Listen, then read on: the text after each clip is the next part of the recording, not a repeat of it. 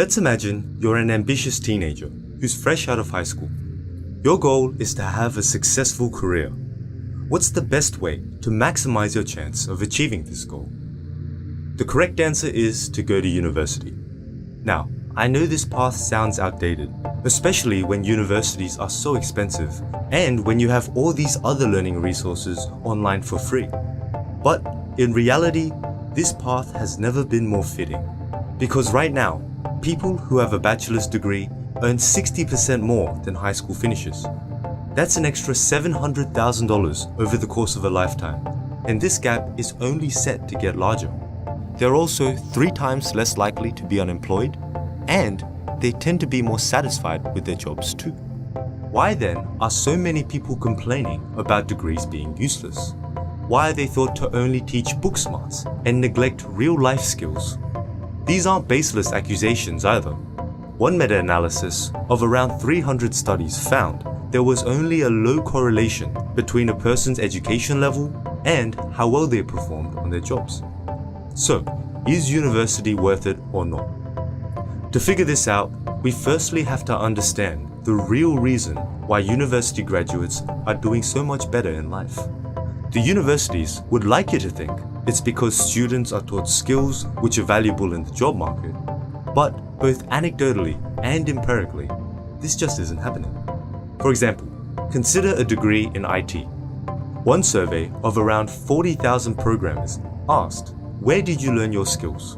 And by far, the most common response was, "I learnt it myself," with 69% of people claiming to be either partly or fully self-taught. The next most common answer was on-the-job training, and only after did people acknowledge their bachelor in computer science. In fact, around 3/5 of programmers didn't even have an IT degree. Clearly, universities aren't that essential to the process of learning. Also, take a look at a degree in education. It's surprising that out of 170 studies, only 9% found that teachers with higher university education were better at teaching. The majority of them found no effect, and some of them even found a slightly negative effect. This means that both bachelor's and master's degree don't do much to improve the quality of teachers. Sure, there are exceptions. For example, teachers who've had more maths-related coursework are better at teaching maths. You can see this because their students score higher in math tests. But the same paper that said that found no such evidence for English, history, or science.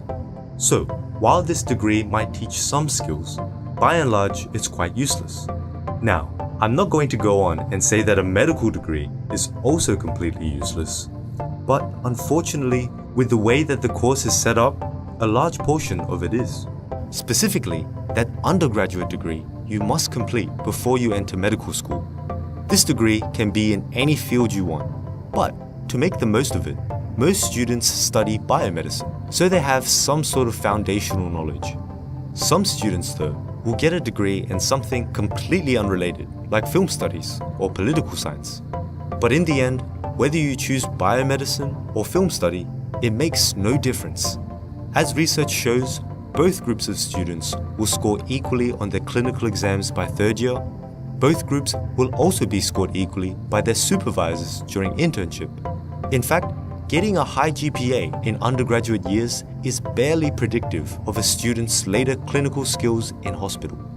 And yet, medical schools won't let you in unless you have one.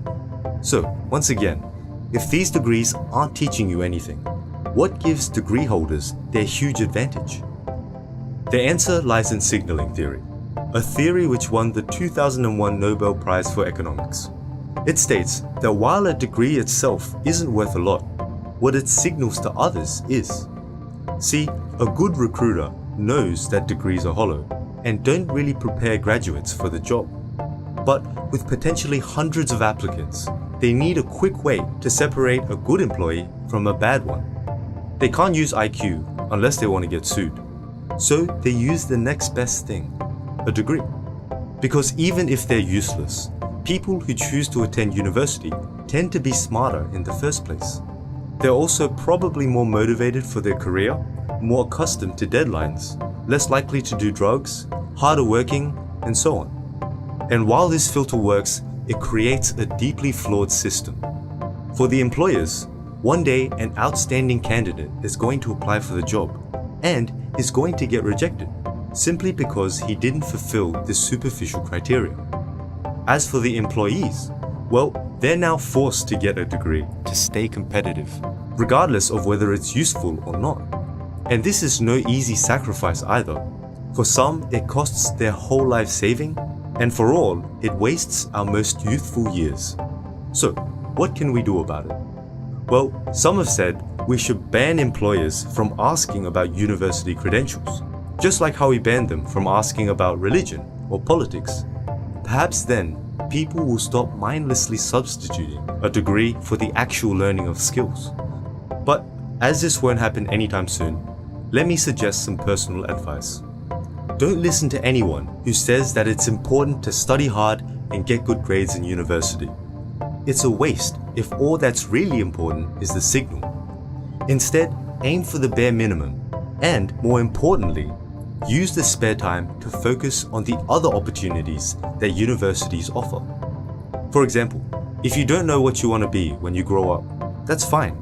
But use this time then to experiment with different courses and figure out which fields genuinely interest you. Or perhaps you want to improve your social skills. If that's the case, universities are one of the best opportunities you'll have for socializing, with multiple clubs and societies and a diverse range of people to interact with. Alternatively, you could apply for an internship to get some job experience. You may even start your own project, like a YouTube channel or a startup company. All these aspects of university aren't really emphasized to us, and yet all of them would be a better investment of your time. Because ultimately, what you do when you're not studying is what you learn the most from. So, make sure to get the most out of your time at university.